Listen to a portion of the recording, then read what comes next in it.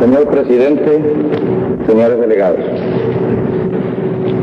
la representación de Cuba ante esta Asamblea se complace en cumplir, en primer término, el agradable deber de saludar la incorporación de 3 nuevas naciones al importante número de las que aquí discuten problemas del mundo. Saludamos, pues, en las personas de su presidente y primeros ministros, a los pueblos de Zambia, Malawi y Malta, y hacemos votos porque estos países se incorporen desde el primer momento al grupo de naciones no alineadas que luchan contra el imperialismo, el colonialismo y el neocolonialismo. Hacemos llegar también nuestra felicitación al presidente de esta Asamblea, cuya exaltación a tan alto cargo tiene singular significación, pues ella refleja esta nueva etapa histórica de resonantes triunfos para los pueblos de África, hasta ayer sometidos al sistema colonial del imperialismo, y que hoy, en su inmensa mayoría, en el ejercicio legítimo de su libre determinación, se han constituido en estados soberanos. Ya ha sonado la hora postrera del colonialismo y millones de habitantes de África, Asia y América Latina se levantan al encuentro de una nueva vida e imponen su irrestricto derecho a la autodeterminación y el desarrollo independiente de sus naciones. Le deseamos, señor presidente, el mayor de los éxitos en la tarea que le fuera encomendada por los países miembros. Cuba viene a fijar su posición sobre los puntos más importantes de controversia y lo hará con todo el sentido de la responsabilidad que entraña el hacer uso de esta tribuna, pero al mismo tiempo respondiendo al deber insoslayable de hablar con toda claridad y franqueza. Quisiéramos ver desperezarse a esta Asamblea y marchar hacia adelante, que las comisiones comenzaran su trabajo y que éste no se detuviera en la primera confrontación. El imperialismo quiere convertir esta reunión en un vano torneo oratorio en vez de resolver los graves problemas del mundo. Debemos impedírselo. Esta Asamblea no debiera recordarse en el futuro solo por el número 19 que la identifique. A lograr ese fin van encaminados nuestros esfuerzos. Nos sentimos con el derecho y la obligación de hacerlo, debido a que nuestro país es uno de los puntos constantes de fricción, uno de los lugares donde los principios que sustentan los derechos de los países pequeños a su soberanía están sometidos a prueba día a día y minuto a minuto, y al mismo tiempo una de las trincheras de la libertad del mundo, situada a pocos pasos del imperialismo norteamericano, para mostrar con su acción, con su ejemplo diario, que los pueblos sí pueden liberarse y sí pueden mantenerse libres en las actuales condiciones de la humanidad. Desde luego, ahora existe un campo socialista cada día más fuerte y con armas de contención más poderosas, pero se requieren condiciones adicionales para la supervivencia: mantener la cohesión interna, tener fe en los propios destinos y decisión irrenunciable de luchar hasta la muerte en defensa del país y de la revolución. En Cuba se dan esas condiciones, señores delegados. De todos los problemas candentes que deben tratarse en esta Asamblea, uno de los que para nosotros tiene particular significación y cuya definición creemos debe hacerse en forma que no deje dudas a nadie, es el de la coexistencia pacífica entre estados de diferentes regímenes económicos sociales. Mucho se ha avanzado en el mundo en este campo, pero el imperialismo, norteamericano sobre todo, ha pretendido hacer creer que la coexistencia pacífica es de uso exclusivo de las grandes potencias de la Tierra. Nosotros expresamos aquí lo mismo que nuestro presidente expresara en el Cairo y lo que después quedará plasmado en la declaración de la segunda conferencia de jefes de Estado o de Gobierno de países no alineados: que no puede haber coexistencia pacífica entre poderosos solamente si se pretende asegurar la paz del mundo. La coexistencia pacífica debe ejercitarse entre todos los estados, independientemente de su tamaño, de las anteriores relaciones históricas que los ligara y de los problemas que se suscitaren entre algunos de ellos en un momento dado. Actualmente, el tipo de coexistencia pacífica a que nosotros aspiramos no se cumple en multitud de casos. El reino de Camboya, simplemente por mantener una actitud neutral y no plegarse a las maquinaciones del imperialismo norteamericano, se ha visto sujeto a toda clase de ataques alevosos y brutales, partiendo de las bases que los yanquis tienen en Vietnam del Sur. Laos, país dividido, ha sido objeto también de agresiones imperialistas de todo tipo. Su pueblo ha sido masacrado desde el aire.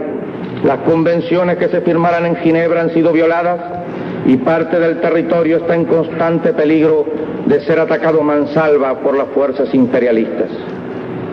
La República Democrática de Vietnam, que sabe de todas estas historias de agresiones como pocos pueblos en la tierra, ha visto una vez más violadas sus fronteras. Ha visto cómo aviones bombardeo y cazas enemigos disparaban contra sus instalaciones, cómo los barcos de guerra norteamericanos, violando aguas territoriales, atacaban sus puestos navales. En estos instantes, sobre la República Democrática del Vietnam, pesa la amenaza de que los guerreristas norteamericanos extiendan abiertamente sobre su territorio y su pueblo la guerra que desde hace varios años están llevando a cabo contra el pueblo de Vietnam del Sur. La Unión Soviética y la República Popular China han hecho advertencias serias a los Estados Unidos. Estamos frente a un caso en el cual la paz del mundo está en peligro, pero además la vida de millones de seres de toda esta zona del Asia está constantemente amenazada dependiendo de los caprichos del invasor norteamericano. La coexistencia pacífica también se ha puesto a prueba en una forma brutal en Chipre debido a presiones del gobierno turco y de la OTAN, obligando una heroica y enérgica defensa de su soberanía hecha por el pueblo de Chipre y su gobierno. En todos estos lugares del mundo, el imperialismo trata de imponer su versión de lo que debe ser la coexistencia. Son los pueblos oprimidos en alianza con el campo socialista los que le deben enseñar cuál es la verdadera, y es obligación de las Naciones Unidas apoyarlo. También hay que esclarecer que no solamente en relaciones en las cuales están imputados estados soberanos, los conceptos sobre la coexistencia pacífica deben ser bien definidos. Como marxistas, hemos mantenido que la coexistencia pacífica entre naciones no engloba la coexistencia entre explotadores y explotados, entre opresores y oprimidos. Es además un principio proclamado en el seno de esta organización el derecho a la plena independencia contra todas las formas de opresión colonial.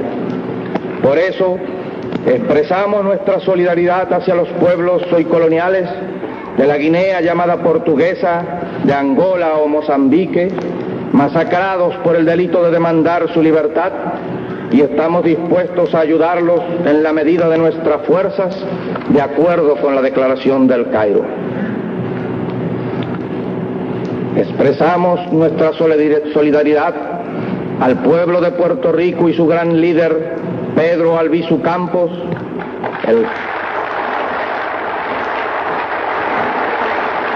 que en un acto más de hipocresía ha sido dejado en libertad a la edad de 72 años, sin habla casi, paralítico, después de haber pasado en la cárcel toda una vida. Albizu Campos es un símbolo de la América todavía irredenta pero indómita. Años y años de prisiones, presiones casi insoportables en la cárcel, torturas mentales, la soledad, el aislamiento total de su pueblo y de su familia, la insolencia del conquistador y de sus lacayos en la tierra que lo vio nacer, nada dobló su voluntad.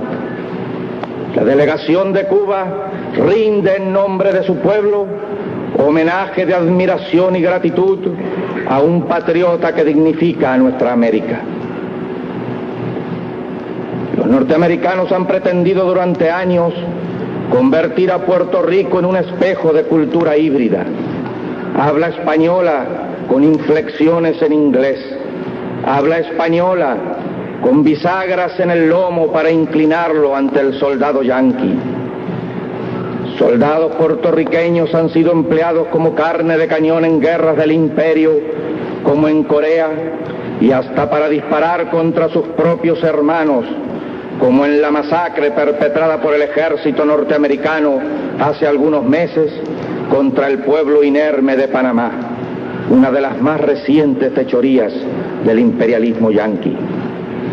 Sin embargo, a pesar de esa tremenda violentación de su voluntad y su destino histórico, el pueblo de Puerto Rico ha conservado su cultura, su carácter latino, sus sentimientos nacionales, que muestran por sí mismos la implacable vocación de independencia yacente en las masas de la isla latinoamericana. También debemos advertir que el principio de la coexistencia pacífica no entraña el derecho a burlar la voluntad de los pueblos, como ocurre en el caso de la Guayana llamada británica, en que el gobierno del primer ministro Cheddi Jagan ha sido víctima de toda clase de presiones y maniobras, y se ha ido dilatando el instante de otorgarle la independencia en la búsqueda de métodos que permitan burlar los deseos populares y asegurar la docilidad de un gobierno distinto al actual, colocado allí por turbios manejos, para entonces otorgar una libertad castrada a este pedazo de tierra americana. Cualesquiera que sean los caminos que la Guayana se vea obligada a seguir para obtenerla, hacia su pueblo va el apoyo moral y militante de Cuba. Debemos señalar asimismo que las islas de Guadalupe y Martinica están luchando por su autonomía desde hace tiempo sin lograrla, y ese estado de cosas no debe seguir.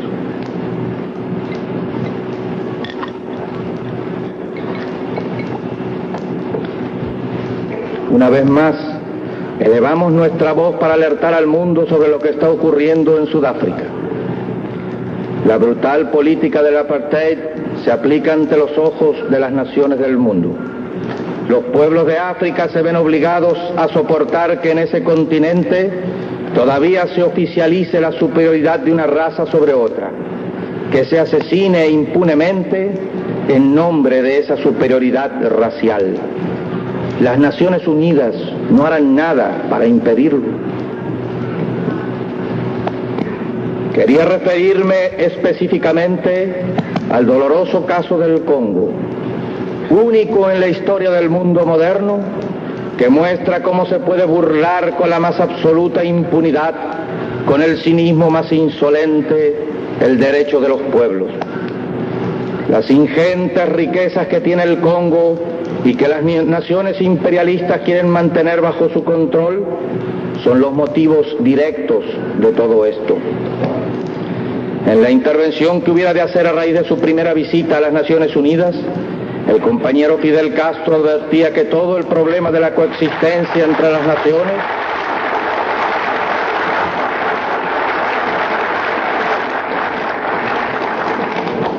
se reducía al problema de la apropiación indebida de riquezas ajenas, y hacía la advocación siguiente: cese la filosofía del despojo y cesará la filosofía de la guerra.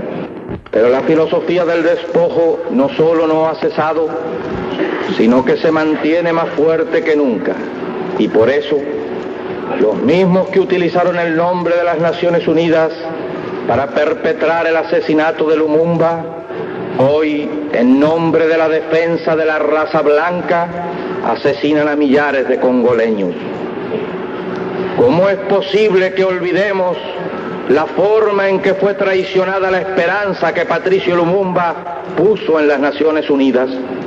¿Cómo es posible que olvidemos los rejuegos y maniobras que sucedieron a la ocupación de ese país por las tropas de las Naciones Unidas, bajo cuyos auspicios actuaron impunemente los asesinos del gran patriota africano? ¿Cómo podremos olvidar, señores delegados, que quien desacató la autoridad de las Naciones Unidas en el Congo, y no precisamente por razones patrióticas, sino en virtud de pugnas entre imperialistas, fue Moisés Tshombe, que inició la secesión en Katanga con el apoyo belga? ¿Y cómo justificar, cómo explicar que al final de toda la acción de las Naciones Unidas, Tshombe, desalojado de Katanga, regrese dueño y señor del Congo? ¿Quién podría negar el triste papel que los imperialistas obligaron a jugar a la Organización de Naciones Unidas? En resumen, se hicieron aparatosas movilizaciones para evitar la escisión de Katanga, y hoy Katanga está en el poder. Las riquezas del Congo en manos imperialistas, y los gastos deben pagarlos las naciones dignas. ¡Qué buen negocio hacen los mercaderes de la guerra! Por eso el gobierno de Cuba apoya la justa actitud de la Unión Soviética al negarse a pagar los gastos del crimen. Para colmo de escarnio, nos arrojan ahora al rostro estas últimas acciones que han llenado de indignación al mundo. ¿Quiénes son los autores? Paracaidistas belgas transportados por aviones norteamericanos que partieron de bases inglesas. Nos recordamos que ayer casi veíamos a un pequeño país de Europa, trabajador y civilizado, el Reino de Bélgica, invadido por las hordas hitlerianas. Amargaba nuestra conciencia al saber de ese pequeño pueblo masacrado por el imperialismo germano, y lo veíamos con cariño. Pero esta otra cara de la moneda imperialista era la que muchos no percibíamos. Quizás hijos de patriotas belgas que murieran por defender la libertad de su país son los que asesinaran a mansalva a millares de congoleños en nombre de la raza blanca, así como ellos sufrieron la bota germana porque su contenido de sangre aria no era suficientemente elevado. Nuestros ojos libres se abren hoy a nuevos horizontes y son capaces de ver lo que ayer nuestra condición de esclavos coloniales nos impedía observar, que la civilización occidental esconde bajo su vistosa fachada un cuadro de hienas y chacales, porque nada más que ese nombre merecen los que han ido a cumplir tan humanitarias tareas al Congo. Animal carnicero que se ceba en los pueblos inermes, eso es lo que hace el imperialismo con el hombre, eso es lo que distingue al blanco imperial. Todos los hombres libres del mundo deben aprestarse a vengar el crimen del Congo. Quizás muchos de aquellos soldados convertidos en subhombres por la maquinaria imperialista piensen de buena fe que están defendiendo los derechos de una raza superior. Pero en esta asamblea son mayoritarios los pueblos que tienen sus pieles tostadas por distintos soles, coloreadas por distintos pigmentos, y han llegado a comprender plenamente que la diferencia entre los hombres no está dada por el color de la piel, sino por las formas de propiedad de los medios de producción, por las relaciones de producción. La delegación cubana hace llegar su saludo a los pueblos de Rodesia del Sur y África Sudoccidental, oprimidos por minorías de colonos blancos, a Basutolandia, Bechuania y Suazilandia, a la Somalía francesa, al pueblo árabe de Palestina, a Adén y los protectorados, a Omán y a todos los pueblos en conflicto con el imperialismo o el colonialismo, y les reitera su apoyo. Formula además votos por una justa solución al conflicto que la hermana República de Indonesia encara en relación con Malasia. Señor presidente, Uno de los temas fundamentales de esta conferencia es el del desarme general y completo. Expresamos nuestro acuerdo con el desarme general y completo. Propugnamos además la destrucción total de los artefactos termonucleares y apoyamos la celebración de una conferencia de todos los países del mundo para llevar a cabo estas aspiraciones de los pueblos. Nuestro primer ministro advertía en su intervención ante esta asamblea que siempre las carreras armamentistas han llevado a la guerra. Hay nuevas potencias atómicas en el mundo. Las posibilidades de una confrontación crecen. Nosotros consideramos que es necesaria esa conferencia con el objetivo de lograr la destrucción total de las armas termonucleares y como primera medida la prohibición total de las pruebas. Al mismo tiempo, debe establecerse claramente la obligación de todos los países de respetar las actuales fronteras de otros estados, de no ejercer acción agresiva alguna, aun cuando sea con armas convencionales. Al unirnos a la voz de todos los países del mundo que piden el desarme general y completo, la destrucción de todo el arsenal atómico, el cese absoluto de la fabricación de nuevos artefactos termonucleares y las pruebas atómicas de cualquier tipo, creemos necesario puntualizar que, además, debe también respetarse la integridad territorial de las naciones y debe detenerse el brazo armado del imperialismo, no menos peligroso porque solamente empuñe armas convencionales. Quienes asesinaron miles de indefensos ciudadanos del Congo no se sirvieron del arma atómica. Han sido armas convencionales empuñadas por el imperialismo las causantes de tanta muerte. Aun cuando las medidas aquí preconizadas de hacerse efectivas harían inútil la mención, es conveniente recalcar que no podemos adherirnos a ningún pacto regional de desnuclearización mientras Estados Unidos mantenga bases agresivas en nuestro propio territorio, en Puerto Rico, Panamá y otros estados americanos, donde se considera con derecho a emplazar, sin restricción alguna, tanto armas convencionales como nucleares. Descontando que las últimas resoluciones de la OEA contra nuestro país, al que se podría agredir invocando el Tratado de Río, hace necesaria la posesión de todos los medios defensivos a nuestro alcance. Creemos que si la conferencia de que hablábamos lograra todos esos objetivos, cosa difícil desgraciadamente, sería la más trascendental en la historia de la humanidad. Para asegurar esto, sería preciso contar con la presencia de la República Popular China, y de ahí el hecho obligado de la realización de una reunión de ese tipo. Pero sería mucho más sencillo para los pueblos del mundo reconocer la verdad innegable de que existe la República Popular China, cuyos gobernantes son representantes únicos de su pueblo, y darle el asiento a ella destinado, actualmente usurpado por la camarilla que con apoyo norteamericano mantiene en su poder la provincia de Taiwán. El problema de la representación de China en las Naciones Unidas no puede considerarse en modo alguno como el caso de un nuevo ingreso en la organización, sino de restaurar los legítimos derechos de la República Popular China.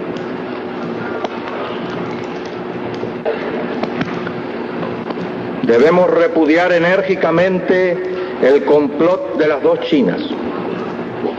La camarilla chiangkai-shekista de Taiwán no puede permanecer en la Organización de las Naciones Unidas.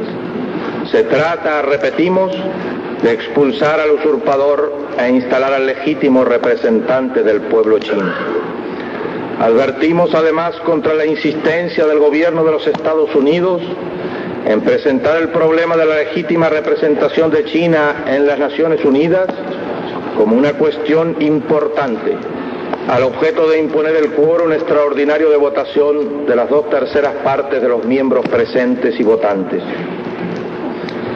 El ingreso de la República Popular China al seno de las Naciones Unidas es efectivamente una cuestión importante para el mundo en su totalidad, pero no para el mecanismo de las Naciones Unidas, donde debe constituir una mera cuestión de procedimiento. En esta forma se haría justicia, pero casi tan importante como hacer justicia, quedaría además demostrado de una vez que esta augusta Asamblea tiene ojos para ver, oídos para oír, lengua propia para hablar, criterio certero para elaborar decisiones. La difusión de armas atómicas entre los países de la OTAN y particularmente la posesión de esos artefactos de destrucción en masa por la República Federal Alemana alejarían más aún la posibilidad de un acuerdo sobre desarme. Y unido a estos acuerdos va el problema de la reunificación pacífica de Alemania. Mientras no se logre un entendimiento claro, debe reconocerse la existencia de dos Alemanias, la República Democrática Alemana y la República Federal. El problema alemán no puede arreglarse si no es con la participación directa en las negociaciones de la República Democrática Alemana con plenos derechos. Tocaremos solo someramente los temas sobre el desarrollo económico y comercio internacional que tienen amplia representación en la agenda. En este mismo año del 64 se celebró la Conferencia de Ginebra, donde se trataron multitud de puntos relacionados con estos aspectos de las relaciones internacionales. Las advertencias y predicciones de nuestra delegación se han visto confirmadas plenamente para desgracia de los países económicamente dependientes. Solo queremos dejar señalado que, en lo que a Cuba respecta, los Estados Unidos de América no han cumplido recomendaciones explícitas de esa conferencia y recientemente el gobierno norteamericano prohibió también la venta de medicinas a Cuba, quitándose definitivamente la máscara de humanitarismo con que pretendió ocultar el carácter agresivo que tiene el bloqueo contra el pueblo de Cuba. Por otra parte, expresamos una vez más que las lacras coloniales que detienen el desarrollo de los pueblos no se expresan solamente en relaciones de índole política.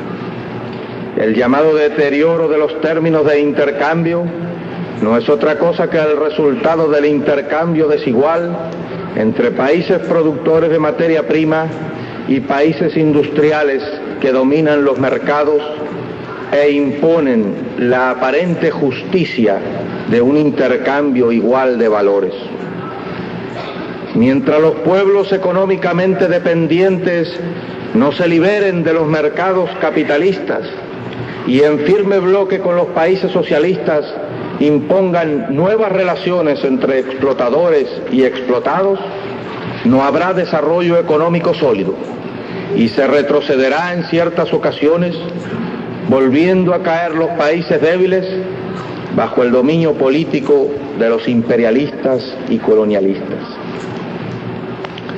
Por último, señores delegados, hay que establecer claramente que se están realizando en el área del Caribe maniobras y preparativos para agredir a Cuba.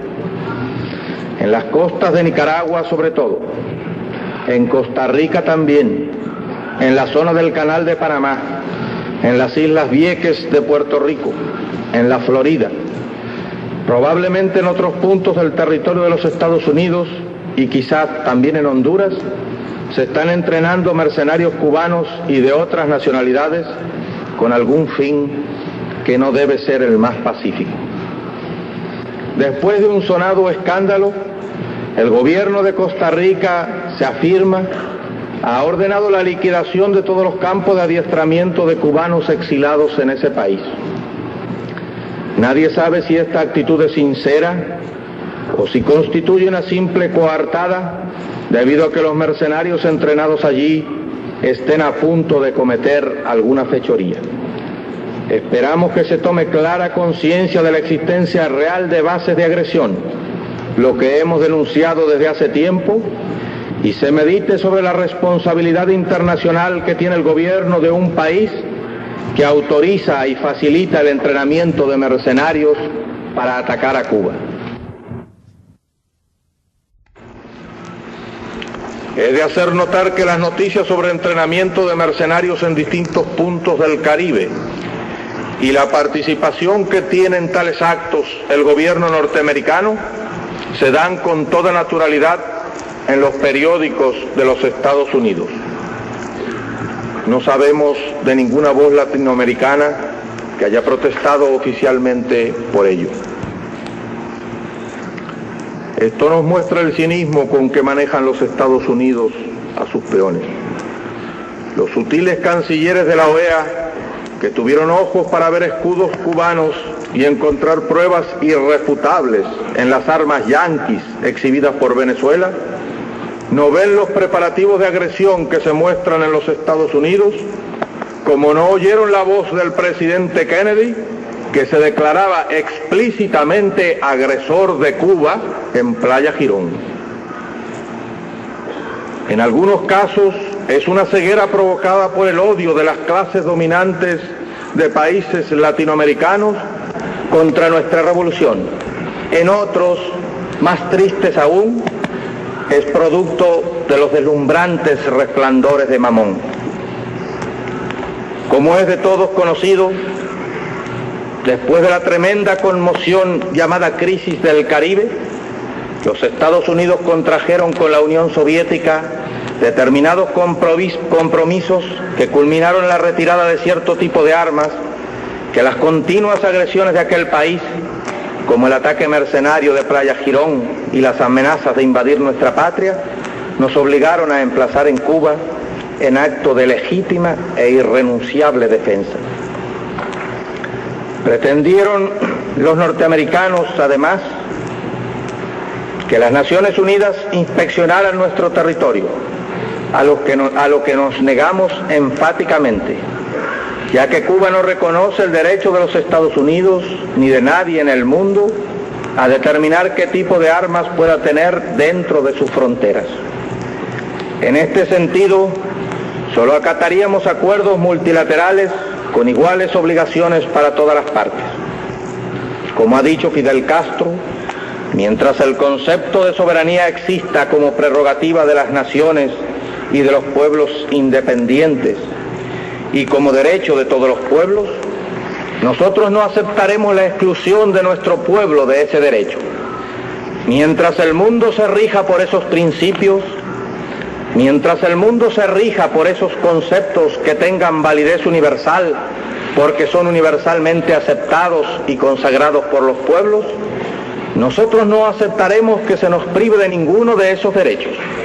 Nosotros no renunciaremos a ninguno de esos derechos. El señor secretario general de las Naciones Unidas, U Thant, entendió nuestras razones. Sin embargo, los Estados Unidos pretendieron establecer una nueva prerrogativa arbitraria e ilegal, la de violar el espacio aéreo de cualquier país pequeño. Así han estado surcando el aire de nuestra patria aviones U-2 y otros tipos de aparatos espías que con toda impunidad navegan en nuestro espacio aéreo. Hemos hecho todas las advertencias necesarias para que cesen las violaciones aéreas, así como las provocaciones que los marinos yanquis hacen contra nuestras postas de vigilancia en la zona de Guantánamo, los vuelos rasantes de aviones sobre buques nuestros o de otras nacionalidades en aguas internacionales, los ataques piratas a barcos de distintas banderas y las infiltraciones de espías, saboteadores y armas en nuestra isla. Nosotros queremos construir el socialismo. Nos hemos declarado partidarios de los que luchan por la paz. Nos hemos declarado dentro del grupo de países no alineados, a pesar de ser marxistas-leninistas, porque los no alineados como nosotros luchan contra el imperialismo. Queremos paz. Queremos construir una vida mejor para nuestro pueblo y por eso eludimos al máximo caer en las provocaciones maquinadas por los yanquis. Pero conocemos la mentalidad de sus gobernantes. quieren hacernos pagar muy caro el precio de esa paz. Nosotros contestamos que ese precio no puede llegar más allá de las fronteras de la dignidad.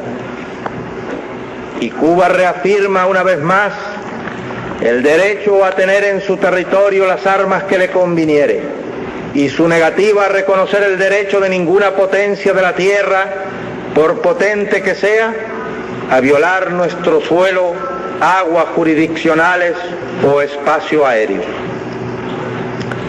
Si en alguna asamblea Cuba adquiere obligaciones de carácter colectivo, las cumplirá fielmente.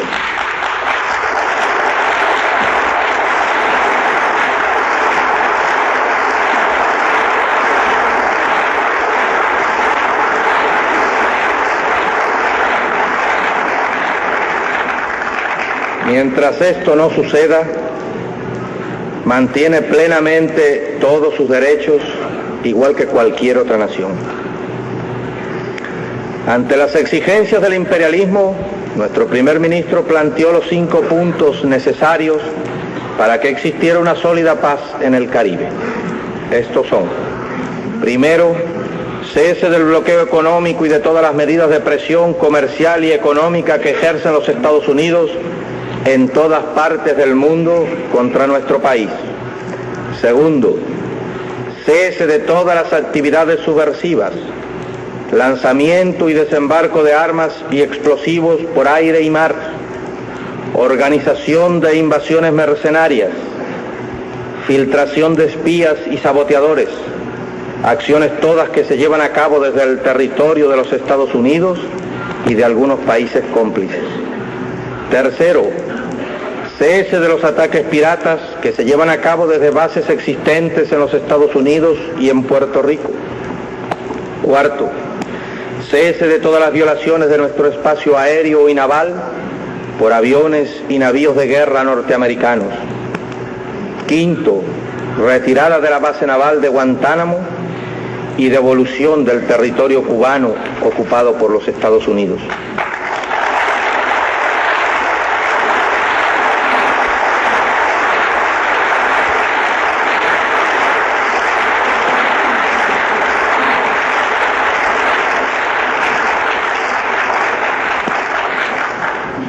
No se han cumplido ninguna de estas exigencias elementales y desde la base naval de Guantánamo continúa el hostigamiento de nuestras fuerzas.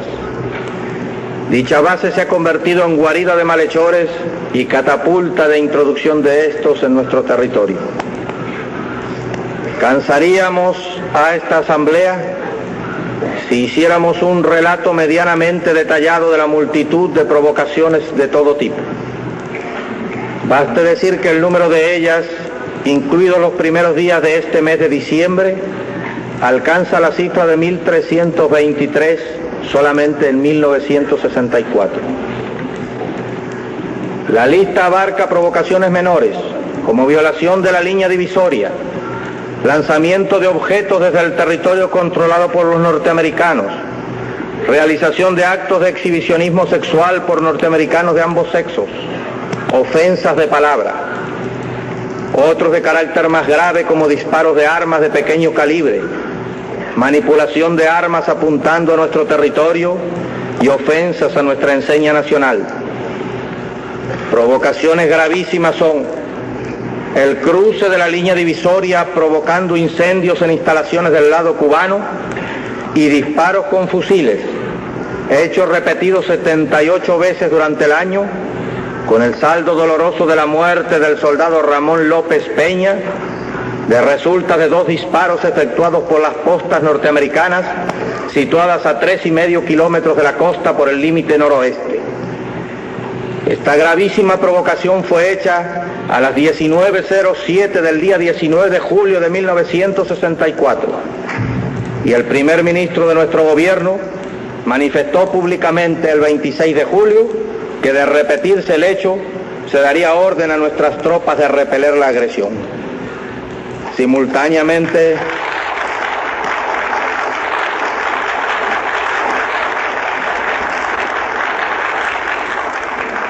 se ordenó el retiro de las líneas de avanzada de las fuerzas cubanas hacia posiciones más alejadas de la divisoria y la construcción de casamatas adecuadas. 1.323 provocaciones en 340 días significan aproximadamente 4 diarias. Solo un ejército perfectamente disciplinado y con la moral del nuestro puede resistir tal cúmulo de actos hostiles sin perder la ecuanimidad. 47 países reunidos en la segunda conferencia de jefes de Estado o gobiernos de los países no alineados en El Cairo acordaron por unanimidad. La conferencia, advirtiendo con preocupación que las bases militares extranjeras constituyen en la práctica un medio para ejercer presión sobre las naciones y entorpecen su emancipación y su desarrollo según sus concepciones ideológicas, políticas, económicas y culturales, declara que apoya sin reserva a los países que tratan de lograr la supresión de las bases extranjeras establecidas en su territorio y pide a los estados la inmediata evacuación de las tropas y bases que tienen en otros países.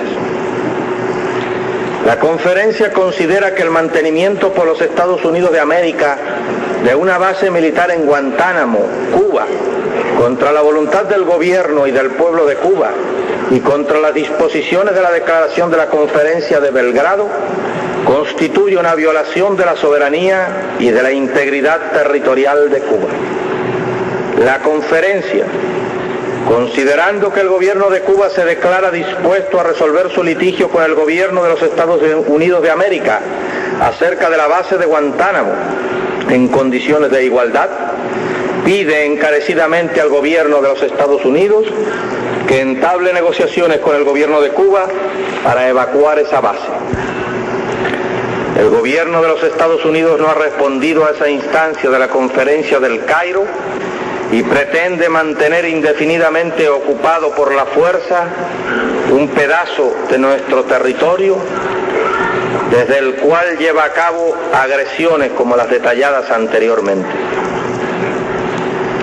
La Organización de Estados Americanos, también llamada por los pueblos Ministerio de Colonias Norteamericano, nos condenó enérgicamente, aun cuando ya antes nos había excluido de su seno, ordenando a los países miembros que rompieran relaciones diplomáticas y comerciales con Cuba. La OEA autorizó la agresión a nuestro país en cualquier momento, con cualquier pretexto, violando las más elementales leyes internacionales e ignorando por completo a la Organización de las Naciones Unidas. A aquella medida se opusieron con sus votos los países de Uruguay, Bolivia, Chile y México. Y se opuso cumplir la sanción una vez aprobada el gobierno de los Estados Unidos mexicanos.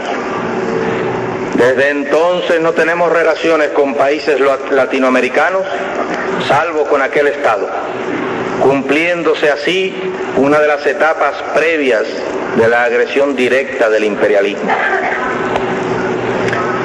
Queremos aclarar una vez más que nuestra preocupación por Latinoamérica está basada en los lazos que nos unen, la lengua que hablamos, la cultura que sustentamos, el amo común que tuvimos, que no nos anima ninguna otra causa para desear la liberación de Latinoamérica del yugo colonial norteamericano.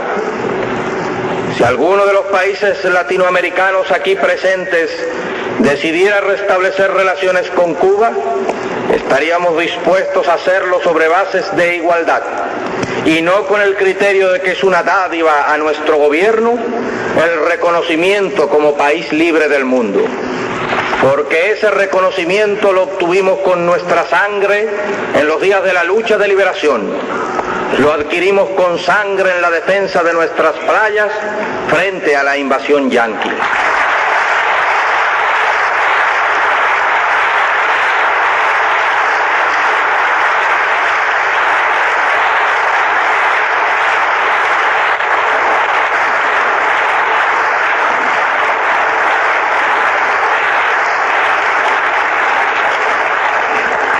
Aun cuando nosotros rechazamos que se nos pretenda atribuir injerencias en los asuntos internos de otros países, no podemos negar nuestra simpatía hacia los pueblos que luchan por su liberación y debemos cumplir con la obligación de nuestro gobierno y nuestro pueblo de expresar contundentemente al mundo que apoyamos moralmente y nos solidarizamos con los pueblos que luchan en cualquier parte del mundo para hacer realidad los derechos de soberanía plena proclamados en la Carta de las Naciones Unidas.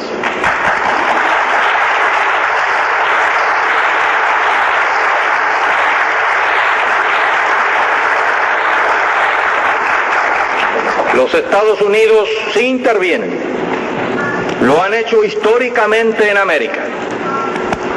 Cuba conoce desde fines del siglo pasado esta verdad, pero la conocen también Colombia, Venezuela, Nicaragua y la América Central en general, México, Haití, Santo Domingo.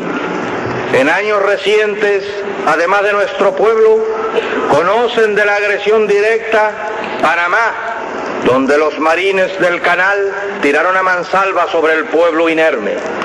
Santo Domingo, cuyas costas fueron violadas por la flota yanqui para evitar el estallido de la justa ira popular luego del asesinato de Trujillo. Y Colombia, cuya capital fue tomada por asalto a raíz de la rebelión provocada por el asesinato de Gaitán.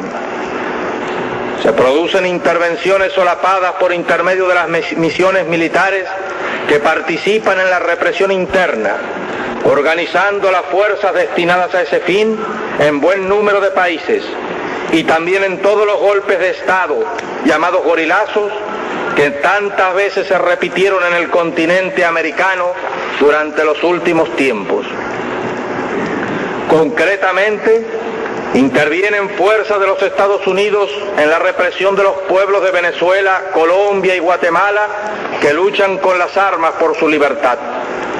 En el primero de los países nombrados, no solo asesoran al ejército y a la policía, sino que también dirigen los genocidios efectuados desde el aire contra la población campesina de amplias regiones insurgentes.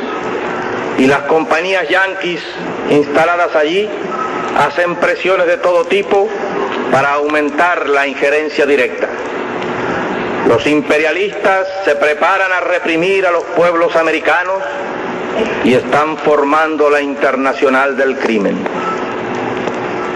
Los Estados Unidos intervienen en América invocando la defensa de las instituciones libres.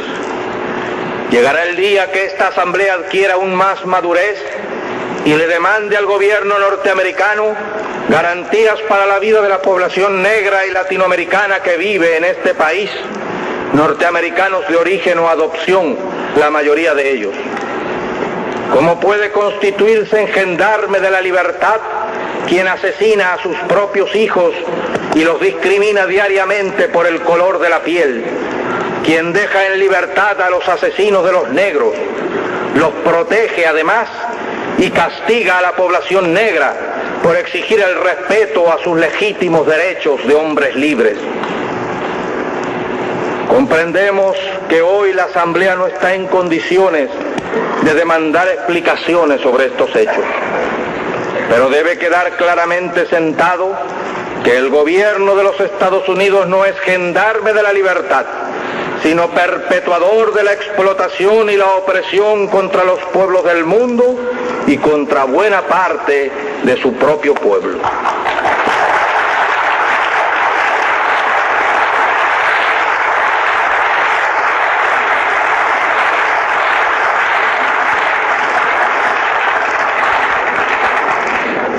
Al lenguaje anfibológico con que algunos delegados han dibujado el caso de Cuba y la OEA, nosotros contestamos con palabras contundentes y proclamamos que los pueblos de América cobrarán a los gobiernos entreguistas su traición.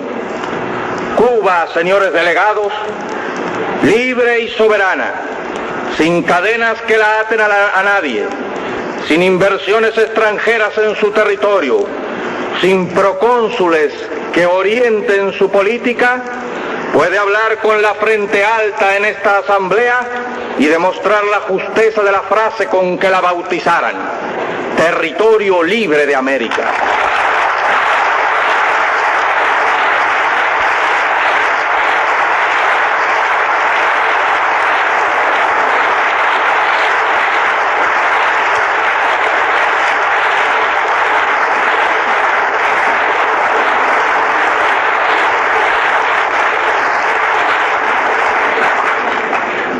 Nuestro ejemplo fructificará en el continente, como lo hace ya en cierta medida en Guatemala, Colombia y Venezuela.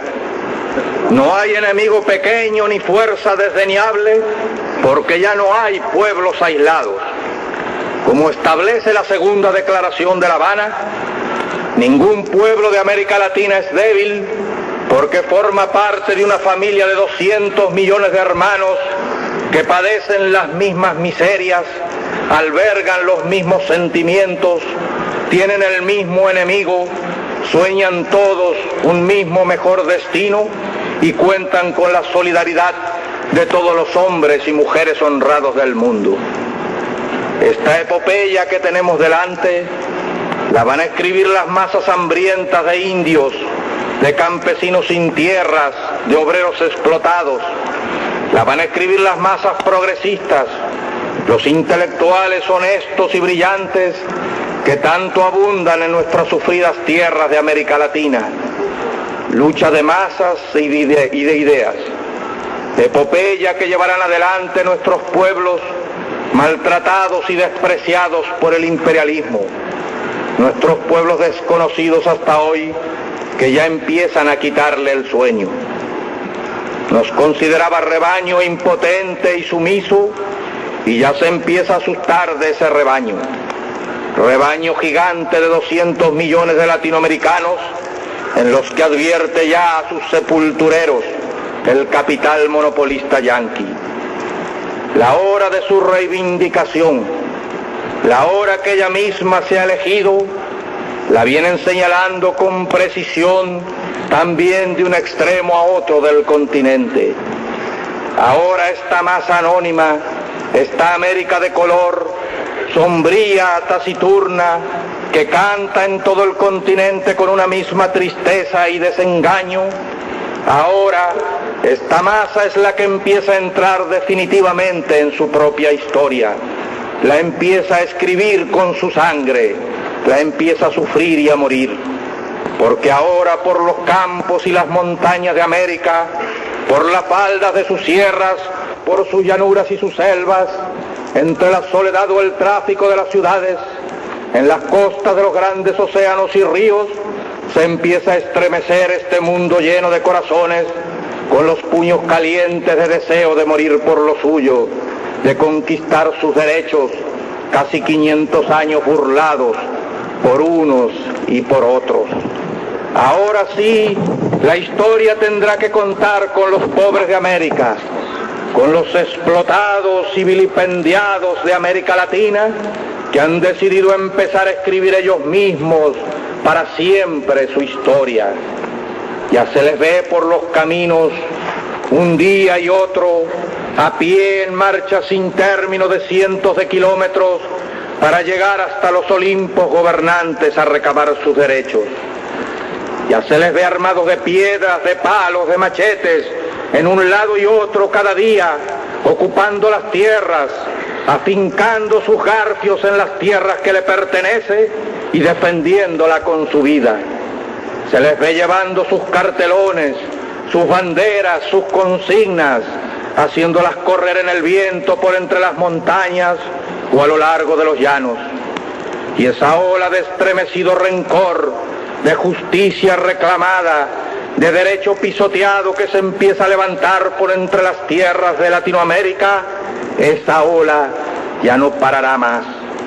Esa ola irá creciendo cada día que pase, porque esa ola la forman los mayoritarios en todos los aspectos, los que acumulan con su trabajo las riquezas, crean los valores, hacen andar las ruedas de la historia y que ahora despiertan del largo sueño embrutecedor a que los sometieron. porque esta gran humanidad ha dicho basta y ha echado a andar, y su marcha de gigantes ya no se detendrá hasta conquistar la verdadera independencia por la que ya han muerto más de una vez inútilmente.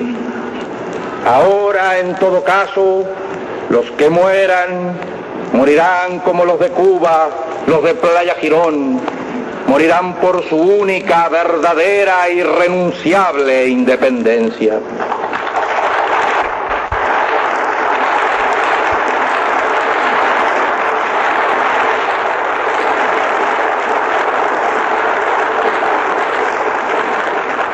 Todo esto, señores delegados, esta disposición nueva de un continente de América, está plasmada y resumida en el grito que día a día nuestras masas proclaman como expresión irrefutable de su decisión de lucha, paralizando la mano armada del invasor. Proclama que cuenta con la comprensión y el apoyo de todos los pueblos del mundo y especialmente del campo socialista encabezado por la Unión Soviética. Esa proclama es: patria o muerte.